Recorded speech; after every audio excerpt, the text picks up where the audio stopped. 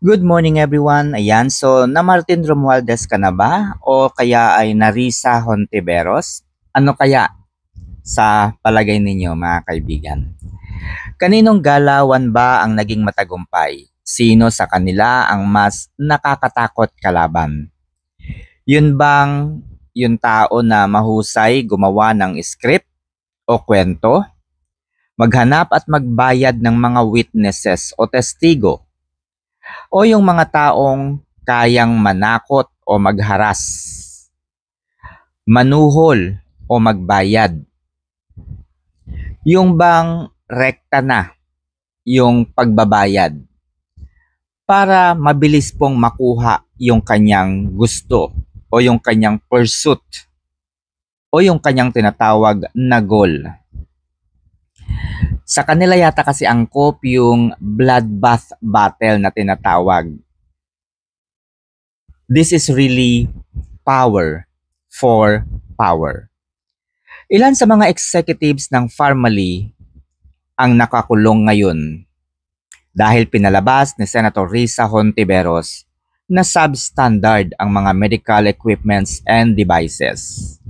Ang mga gamot ay pinalabas na mga expired na. Upang maipakita ito sa publiko, naghanap at nagbayad ng mga witnesses si Senator Risa Hontiveros. Ginamit ang Senado sa pagla-livestream ng legislative inquiry. Ano po ang basihan? Ano po ang ginawa ni Senator Risa Hontiveros? Pinalabas po niya na natuklasan niya na ang mga medical equipments and devices ng Farmally at yung mga gamot ay mga expired na di umano. She's very proud to broadcast over the live stream of legislative inquiry na natuklasan niya ang mga ito. At para makasiguro ay nagpresenta siya ng mga witnesses, mga testigo na magpapatunay na ang kanyang mga natuklasang bagay na ito ay totoo. So humarap po sa legislative inquiry ang mga witness. Pangalawa, nakita natin kung paano nagbayad at binayaran ni Senator Risa Hontiveros ang mga witnesses. Siya ay nag-imbita ng witness, pinaharap sa Senado, naka-broadcast upang siraan, wasakin ang kredibilidad ng Kingdom of Jesus Christ. Pinagbintangan ng kung ano-anong mga krimen, mga kasalanan si Pastor Apollo Quiboloy. Idinawit po si dating Pangulong Rodrigo Roa Duterte at si Vice President Sara Duterte. Ang pinakang outcome, nakakulong ngayon si Pastor Apollo Quiboloy.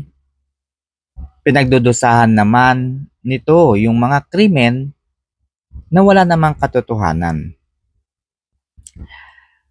Ngayon naman ay si Duterte ay nakakulong sa ICC. Sa mga salang walang katotohanan, walang basihan, at walang sapat na ebidensya. In fact, nasa record nga po ng ICC na 43 lamang ang mga biktima noong panahon po ni dating Pangulong Rodrigo Roa Duterte. 19 when he was still a mayor and 24 when he became the president. Those so-called extrajudicial killing are just alleged. Ibig sabihin, hindi po nakasisiguro ang ICC. Sa salitang alleged, yun po ay mga bintang lamang, mga kuro-kuro, mga opinyon pa lamang. At wala pa po silang nakakalap na mga ebidensya that those 43 cases of extrajudicial killing are all victims of the programs na dating kumbaga na tinawag po na extrajudicial killing, bunga ng War on Drugs program. At ngayon naman, BP Sara is facing an impeachment complaint which has no basis, which has no strong and enough evidence to impeach the Vice President Sara Duterte. Thirdly, mga kaibigan, si Congressman Jing Paras ay nag-file ng criminal complaint against Senator Risa Hontiveros sa pagkidnap po sa mga minor, sa pagtatangkang kidnapin ang mga witnesses, bayaran ang mga witnesses na ito to speak at mag-testify di umano na sila ang nakasaksi ng patayin ang kaawa-awang si Kian de los Santos. Gusto kasi ni Senator Risa Hontiveros na pinatay si Kian de los Santos ng basta-basta na lamang. Inosente, sibilyan, walang kasalanan, pero pinatay. At para magkaroon po ng testigo ng pagkamatay, tinangkang kidnapin ni Senator Risa Hontiveros ang 3 witnesses nito. Ang purpose, idiin si dating Pangulong Duterte.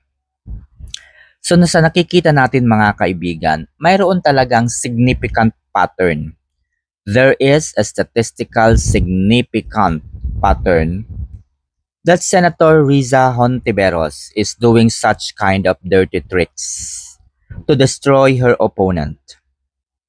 In fairness nga naman kasi mga kaibigan, sa likod ng pagiging malumanay kung magsalita ay nandoon ang pagiging demonya. May ibubuga kumbaga sa larangan ng kademonyuhan. Ibig sabihin, malakas po ang posibilidad na si Senator Risa Hontiveros ay malapit na sa pintuan ng impyerno dahil sa kanyang mga pinaggagawa. Martin Romualdez, on the other hand, with the administration of Bongbong Marcos Jr., syempre mayroon din itong kakaibang galawan. Kumbaga, magkikita rin po sila sa pintuan ng impyerno. Doon din po yung kanilang kalalabasan. Kumbaga, may ibubuga din. The government through the lower house as a venue for fake legislative inquiry. Quadcom was created. They started legislative inquiry, but the only topic that they want to broadcast are all for and about Vice President Sara Duterte and Rodrigo Roa Duterte. Pansinin ninyo mga kaibigan, 2024. Ano po yung napapanood natin sa Quadcom? This is all about Duterte, the former president, and the current Vice President, Sara Duterte. Ang topic, War on Drugs of the former President Duterte and the confidential fund of the Vice President. Sa dalawang bagay na ito, umikot ang kanilang kwento upang siraan sa publiko ang mga Duterte. We all know na hindi lamang Office of the Vice President ang may confidential fund.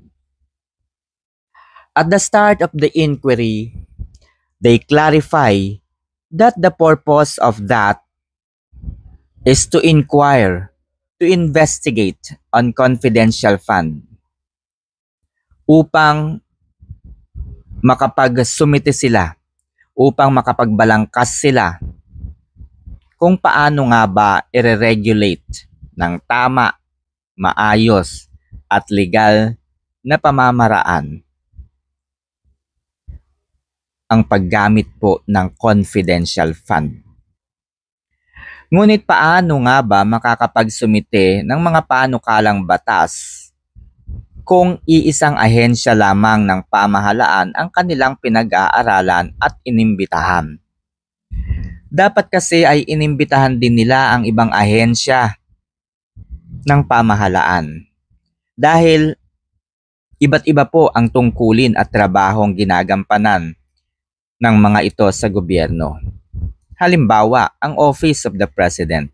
Iba po ang trabaho ng Pangulo at mas mabigat na responsibilidad. Kaya iba po ang pamamaraan ng paggamit ng confidential fund. Ganon din po ang DILG at Department of Justice. Iba po yung kanilang trabaho. Iba po yung kanilang mandato.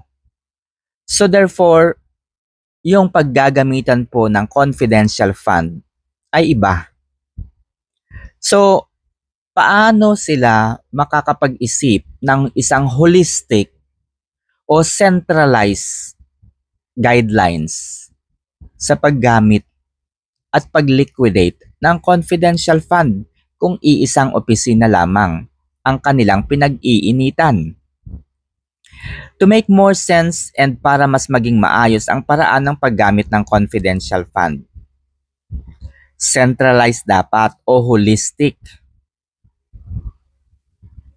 no, ang paggamit ng confidential fund. Kumbaga, para magkaroon ng maayos na paggamit at mas matapat na paraan ng pag-liquidate ng pondo, ay dapat lahat ng ahensya na mayroong confidential fund ay inimbitahan. But this case is different. They only fried Duterte by creating a teleserye of lies. But they didn't succeed. Kaya humantong sa mas komplikado ang sitwasyon. Upang hindi mapahiya at masira ang diskarte ay pinalawak ang kwento at inimbitahan ang mga tao sa opisina ni Vice President Sara Duterte. Idiniin ang mga ito upang magmukhang magnanakaw nga ang Vice Presidente. Ginalit, ginipit ang Vice Presidente hanggang sa magalit ito. Magpuyos sa galit. Sino ba namang hindi magagalit? Nanganib ang buhay ng kanyang chief of staff.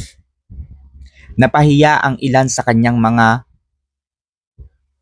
kaopisina at ilan sa mga empleyado. Hindi po basta-basta ang mga yon matataas ang posisyon. And yet mapapahiya sa publiko. 'Di ba? So dahil meron pong sense of accountability si Vice President Sara Duterte, may ilang mga legislative inquiry o Congress hearing, Quadcom hearing, na kung saan ay hindi na niya pinadalo ang ilan sa kanyang mga opisyal dahil naaawa siya sa mga ito na naiipit. Ginagamit upang siya ay idiin. So, sa kabila ng mga ginagawa nilang ito kay VP Sara, ay nagiging mas matatag, mas matapang ang Vice Presidente. Patuloy po nilang inimbitahan ang mga resource person upang magbigay ng salaysay laban sa mag-amang Duterte. Lahat na ng mga tao na sa tingin nila ay maaari nilang bayaran, maaari nilang utusan, 'di ba? Maaari nilang kausapin. Kitang-kita naman po natin kung paano nila nilabag ang isang rules. Nang tinangka po nilang kausapin si Police Colonel Hector Grijaldo bago ito iharap sa Quadcom hearing. Napanood po natin yan. Nakita natin nakita ng mga dalawang mata natin kung paano pinuntahan ni Congressman Benny Abante at Dan Fernandez ang kwarto kung saan ay naghihintay si Police Colonel Hector Grijaldo ng kanyang oras ng paglabas sa Quadcom. Di ba obvious yun mga kaibigan? Kita natin yun. Walang pagkakasinungaling doon. Tinangkang patahimikin ang mga supporters ng mga Duterte. They created TRICOM and invited vloggers and influencers upang alisan ng boses si VP Sara Duterte. Itong mga vloggers and influencers kasi mga kaibigan ang naging tagapagtanggol ng mga Duterte. Patuloy na gumigising sa mga tulog ng mga anti-Duterte. Itong mga vloggers and influencers na ito mga kaibigan ang saksi sa mga mabubuti, magagandang bagay na nagawa ng mga Duterte. Dahil sa kanilang influence na tinatawag. Malakas po ang mga ito upang gisingin ang natutulog na kamalayan ng mga bobong loyalista at mga anti-Duterte. Para mapatahimik ang mga ito, binuo ang TRICOM. Ang layunin, to cite them in contempt. Okay? So as you can see, nakapokus ang dalawang grupong ito to destroy Duterte. Diba mga kaibigan? Very obvious po yun na nakita natin. Habang dinidiin ni Riza Hontiveros ang mga Duterte sa pamamagitan ng mga tanim witnesses at fake stories, wala tayong nakitang nakialam ang gobyerno. Hindi po pinakialaman ng administrasyong ito ni President Bongbong Marcos Jr. ang mga galawan ni Senator Riza Hontiveros at ilan sa kanyang mga kagrupo. Pinabayaan nila ang mga ito na magsalita laban sa mga Duterte, wasakin ang mga Duterte. Malaki ang papel ng Kingdom of Jesus Christ ni Pastor Apollo Kibuloy sa kandidatura ni dating Pangulong Rodrigo Roa Duterte. In fact, eroplano po ni Pastor Apollo Kibuloy ang pinagagamit nito kay dating Pangulong Duterte sa tuwing umuuwi ito sa kanilang tahanan sa Davao City. Suportado po ng Kingdom of Jesus Christ ang mga Duterte. Si dating Pangulong Duterte at si Vice Presidente. Isang bagay na kinatatakutan ng mga kalaban. Ikaw ba naman ang mayroong 7 milyong miyembro? Hindi mo pa ba kayang maipanalo ang isang kandidato? Kayang-kaya kasing ipanalo ng Visayas and Mindanao ang mga Duterte. Siyempre, kasama na po dyan o idagdag mo pa ang Kingdom of Jesus Christ na mayroong 7 milyong miyembro. Diba? Malaki po yun, 7 milyon. Paano mo huhugutin yun? So, dahil dito, kailangang mapilay, kailangang mawasak ang mga resources na katulad po nito para wala na silang magawa para tulungan ng mga Duterte upang hindi na makatulong sa mga Duterte, lalo-lalo na sa kandidatura ng mga ito. They have praised the assets of the kingdom and Pastor Apollo Kibuloy. Hinawakan po nila ang assets ng Kingdom of Jesus Christ. Ngayon, PRRD is in the ICC and Vice President is facing an impeachment complaint. Ang administration ay nararamdaman siguro nila na feel safe na sila dahil pilay na po si VP Sara. Pero yan po ang pagkakamali nila. Habang ginigipit, ginigit-git at sinisira o winawasak nila si Vice President Sara Duterte at ang mga Duterte, mas lalo namang tumataas ang rating. Mas lalong tumataas ang kredibilidad ni Vice President Sara Duterte. Dahil habang nakikita nilang tumataas itong si VP Sara, gumagawa sila ng mga bagay para ito po ay bumaba. 'Di ba? Nandyan na yung magsagawa sila ng mga surveys, palabasin na gusto ng maraming Pilipino na ma-impeach si VP Sara, yung mga ganyang mga survey. Gusto nilang hindi na makalabas si Rodrigo Roa Duterte sa ICC. Mga ganyang survey ba, mga kaibigan? Para i-sensationalize at para, alam nyo yun, yung parang to convince the people. Totoo nga. Kasi hindi naman nagsisinungaling ang survey. Yung mga ganon. It's a conditioning. No, it's a way of conditioning the mindset and thinking of the Filipino people. So nagsasagawa sila ng mga survey. 'Di ba?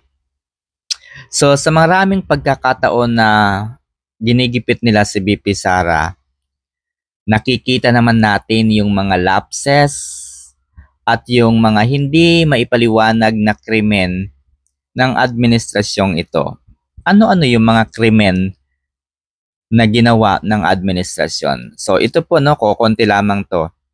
Ang mali at hindi makatao at makatarungang pagpapakidnap kay former President Rodrigo Roa Duterte na may mga lantarang patunay o ebidensya.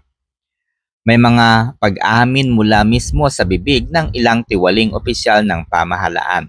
Sino kaya yun na interview sa bilyonaryo? Kayo na po yung bahalang sumuri doon kung sino yun. Ang malawak at pinakamalaking pandarambong sa kaban ng bayan ay nakadokumento sa 2025 General Appropriations Act na pinirmahan po ni Pangulong Marcos Jr. noong December 30, 2024. Sa iisang dokumentong ito, mga kaibigan, iisa lamang kung iisipin. Pero maaaring ito ang mitya na maaaring ikapagpabagsak ng ekonomiya ng ating bansa. Tayong lahat ang kawawa. Bakit?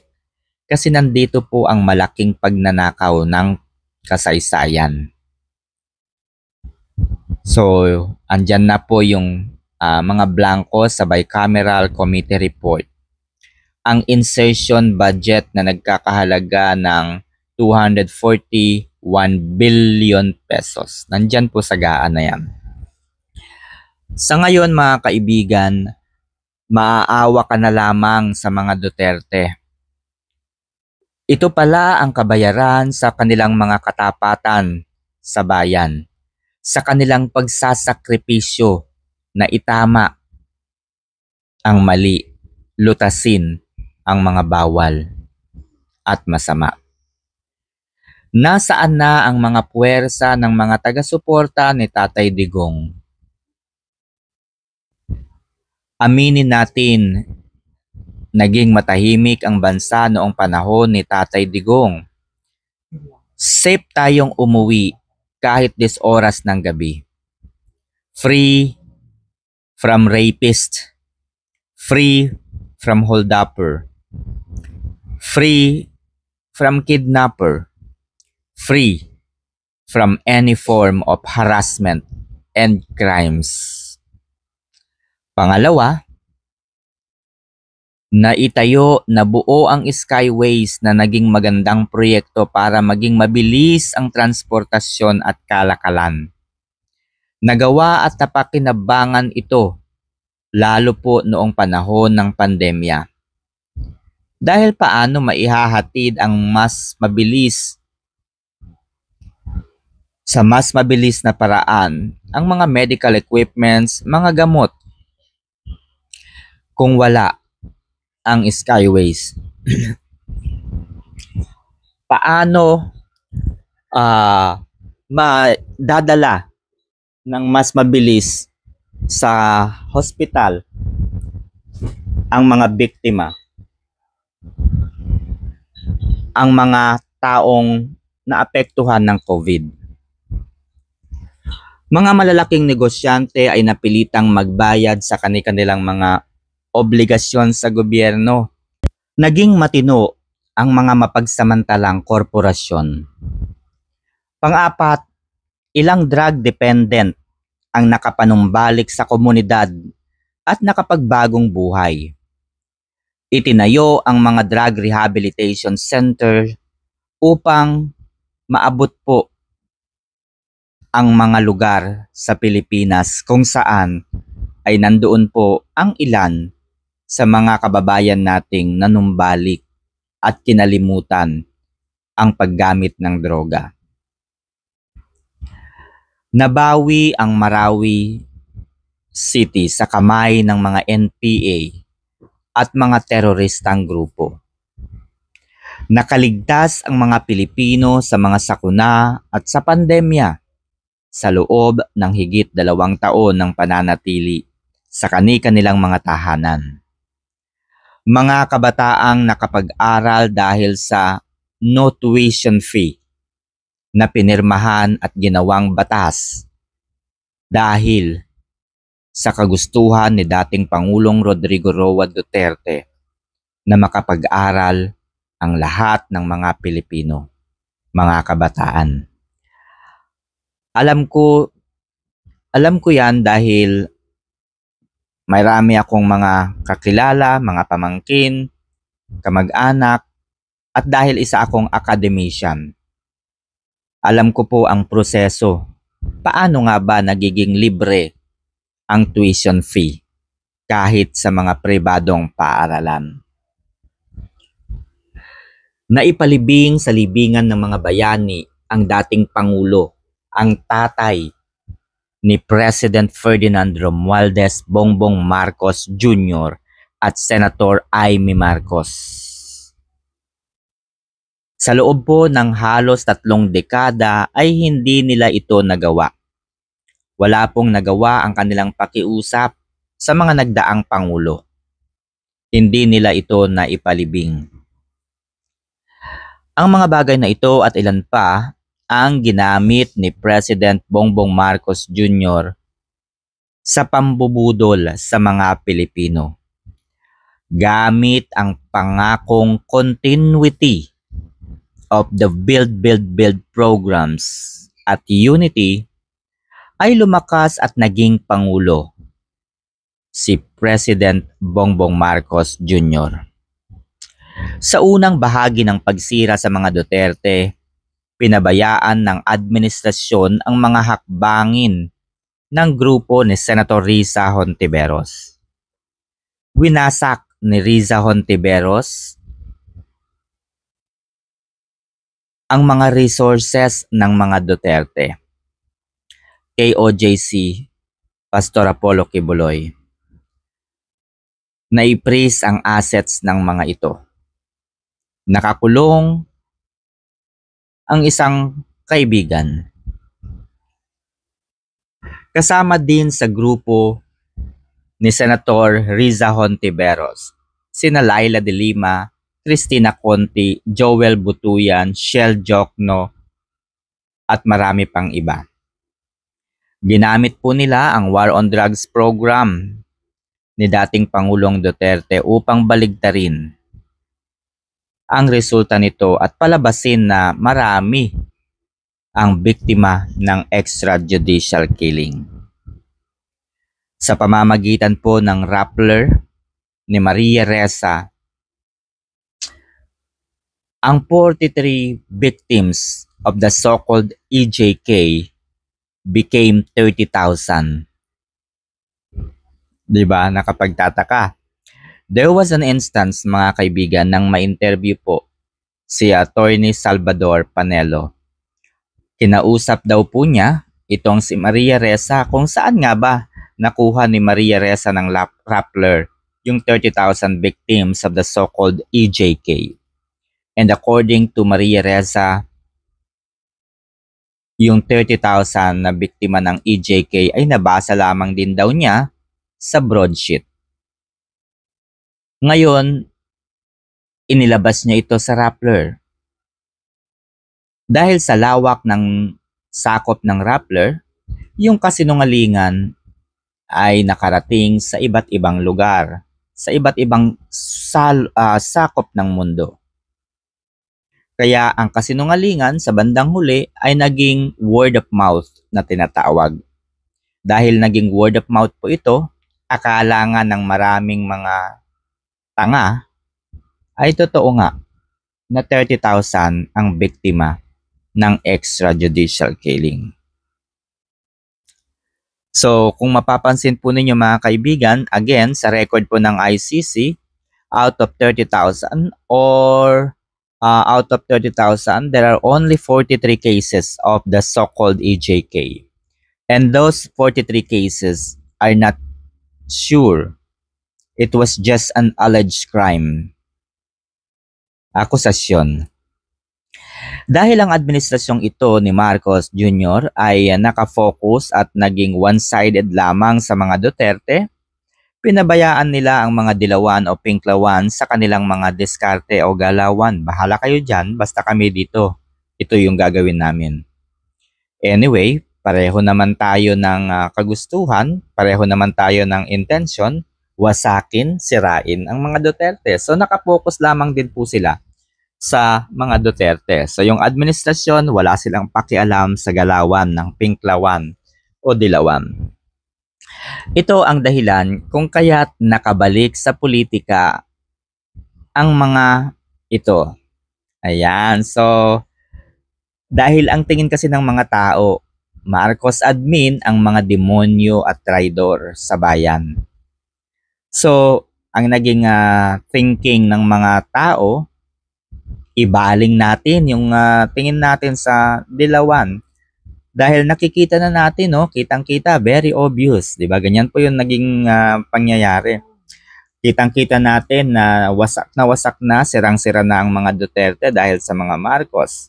So, tahimik po, no, ang mga pinklawan o dilawan. Kaya, ang thinking ng mga tao, siguro nga, tama ang mga pinklawan, kinawawa sila ni Duterte. So dahil wasak na ang pamilyang Duterte sa kagagawa ng Quadcom, marami ang na-brainwash at napaisip. Salamat Quadcom dahil nakikita na namin na kinawawa pala talaga ni Duterte ang mga dilawan. So at the end of the day, nakapasok nga si Bam Aquino, Kiko Pangilinan at iba pang miyembro at mga allied party list ng mga ito. So dahil dyan, pinaingay nila si Senator Risa Hontiveros bilang tatakbo sa 2028 presidential election. Pinabango nila si Risa Hontiveros kasi nga naman, sa ginawa po at nakita natin, ay mabango nga. No? Lalo pat isa sa mga maiingay sa Senado at very vocal to impeach si VP Sara, si Senator Risa Hontiveros, di ba? So dahil si VP Sara ay nagiging matatag at mas lalong nagiging malakas na kalaban sa 2028 election, si Senator Risa Hontiveros push ng push para ma-impeach si VP Sara. So the final step towards the winning prize or winning peace was to perpetually remove Vice President Sara Duterte for all the government offices. So ito po yung kanilang final step. Ito po yung kanilang final goal to remove Vice President Sara Duterte from running to all government offices. At mangyayari lamang yan kung siya po ay magpapatawan ng perpetual disqualification. Ibig sabihin, kailangang ma-impeach So, yan lang naman kasi ang gusto nilang gawin kay BP Sara. Dahil hindi nila ito kayang ipakulong. Hindi nila ito kayang singilin. Hindi nila ito kayang pagbayarin. Hindi nila ito kayang daanin sa isang legal na pamamaraan.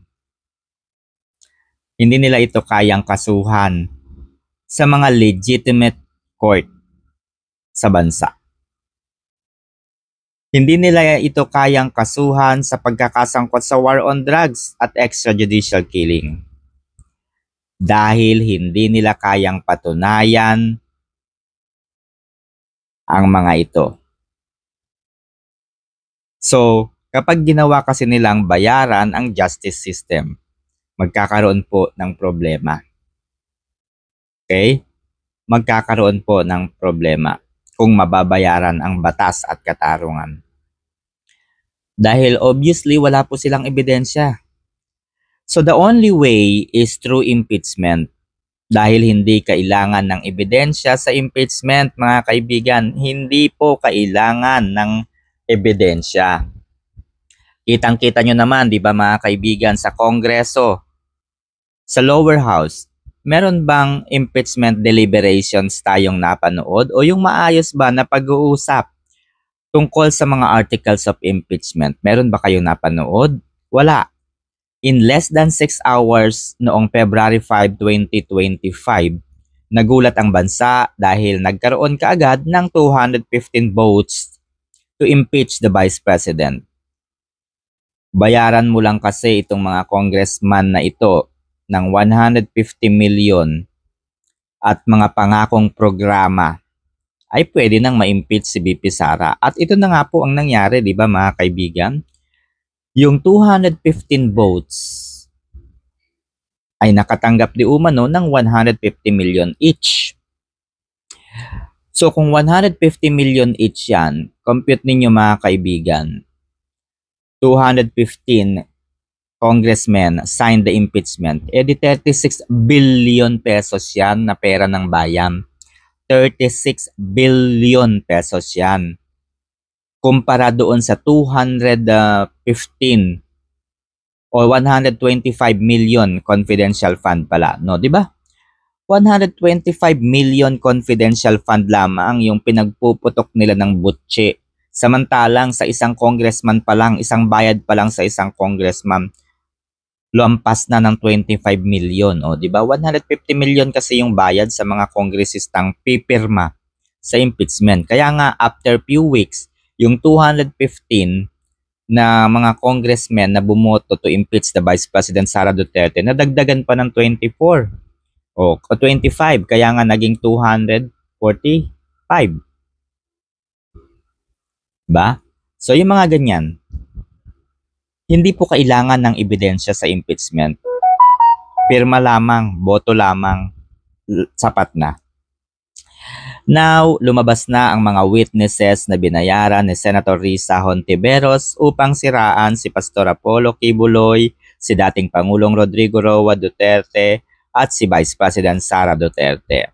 Lumabas na po ang ilan sa kanila. Si alias Rene ay una nang lumabas, si VJ Almera at syempre nag-ingay na rin si Congressman Jing Paras para patunayan na nagbayad nga itong si Senator Risa Hontiveros.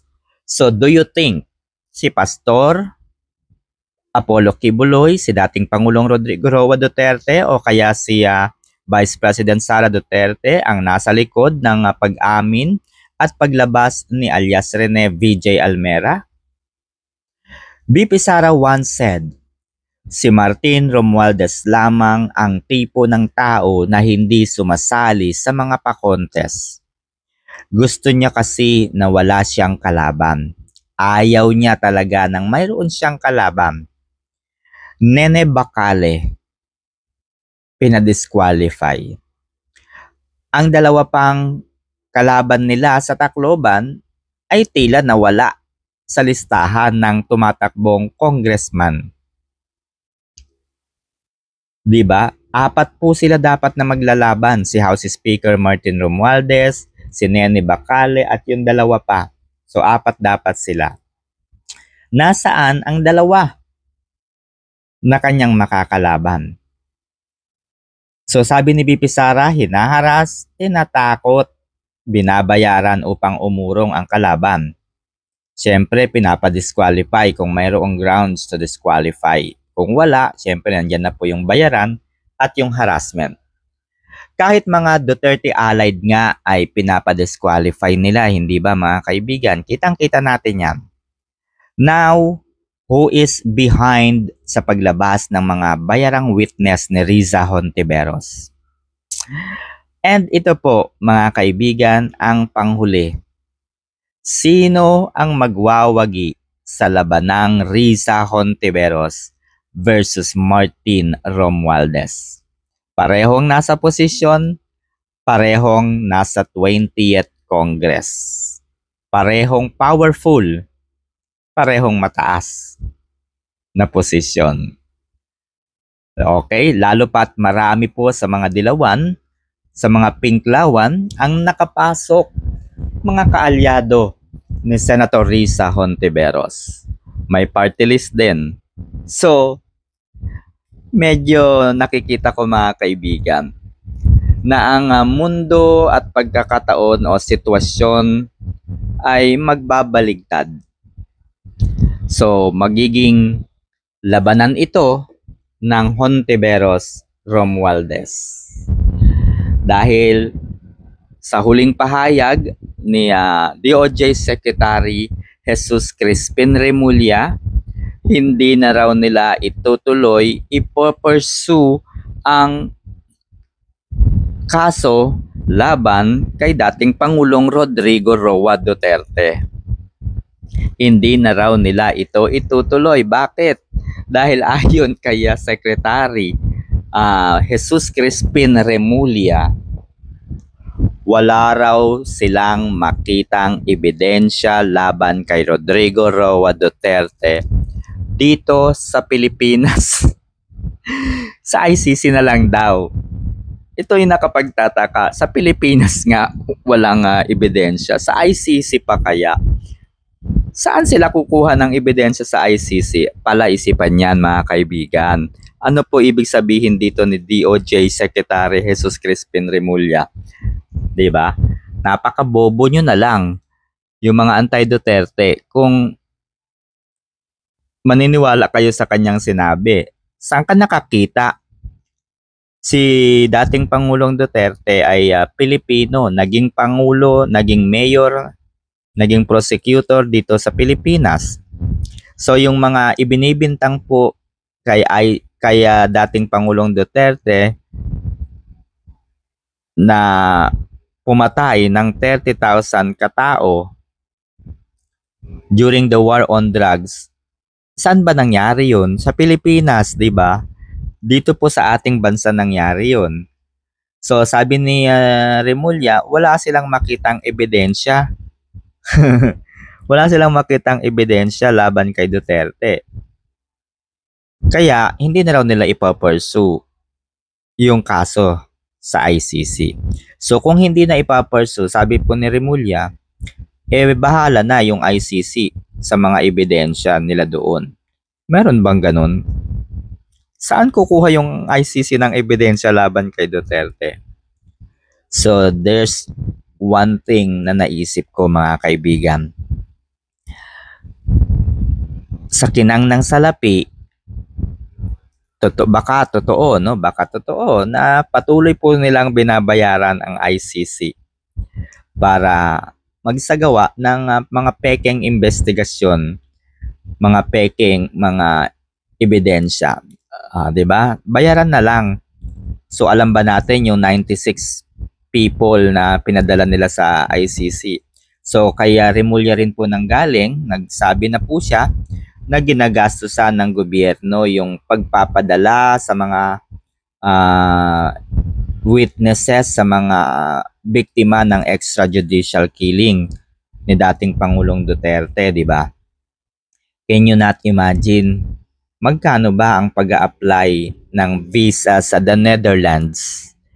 Magkano po yung mga requirements na kailangan nilang isumite o bayaran? Magkano po yung passport, visa, plane ticket, bukod po sa plane ticket, food and lodging. 'Di ba? Yun po yung pinakamagastos eh. Eh kung ikaw po ay bayarang biktima, ala ka naman papayag ka na libre yung pamasahe, libre yung visa, libre yung food, libre yung accommodation. Yun lang. Papayag ka na yun lang. Wala kang pera na maiuuwi sa Pilipinas. Kasi siyempre, pupunta ka sa ICC para lamang magsalita ng laban kay Duterte. Kailangan patunayan mo na biktima ka ng EJK. So siyempre, kapag nakapagsalita ka na doon, uuwi ka na sa Pilipinas. Alangan naman uuwi ka na walang pera. 'Di ba? So for example, si Aling Sheila ay kasama doon sa 96 people na yun o 97 na yata, 'di ba? So imagine ninyo mga kaibigan, from 43 naging 97 na. So kung 97 na yon, i-multiply mo yon sa halaga ng gastos. At inamin na po ni Remulla na gobyerno yung nagbabayad, gobyerno yung gumagastos sa lahat ng expenses nila. O, sa eroplano, sa ticket, lahat na ng bayarin nila doon. Gobyerno po ang nagbabayad. And that is the tax coming from the Filipino. Whether you are an anti-Duterte or whether you are pro-Duterte or allied Duterte, pera po nating mga Pilipino ang ginagamit nila upang ipakulong, upang pagbintangan ang kapwa Pilipino na walang ginawa kundi ang kabutihan at ikagaganda ng bansang Pilipinas. So, kayo mga kaibigan, magising na kayo. Okay, so kung bago ka lamang sa aking channel at naintindihan po ninyo ang aking mga sinabi, don't forget to like, subscribe, and share this video. Magkaisa po tayong manindigan at sabihin sa buong mundo, lalong-lalo na sa ICC, that the former President Rodrigo Roa Duterte is indeed one of the best, one of the great president of the Philippines. And all the accusations that they have thrown against the former President Duterte are all lies and there is no truth. As you can see, no, if ICC is watching this video, listening to me, I can proudly say that the Philippines is safe, the Philippines is better, the Philippines is in good hands during the time of the former President Rodrigo Roa Duterte. So if Duterte is a criminal and if he is not a good leader of the country, then hindi sana mananalo ang mga Duterte sa Davao City. So, Mindanao, Visayas region, mga kaibigan, ipakita ninyo dito sa Luzon ang inyong pagsuporta sa mga Duterte. You must be proud. You must be proud. At nakaka-proud po kayo dahil kababayan po ninyo, no? Kababayan po ninyo, malayo sa kabihasnan, malayo sa bayan. 'Di ba? Malayo po sa Maynila, naging pangulo ng Pilipinas.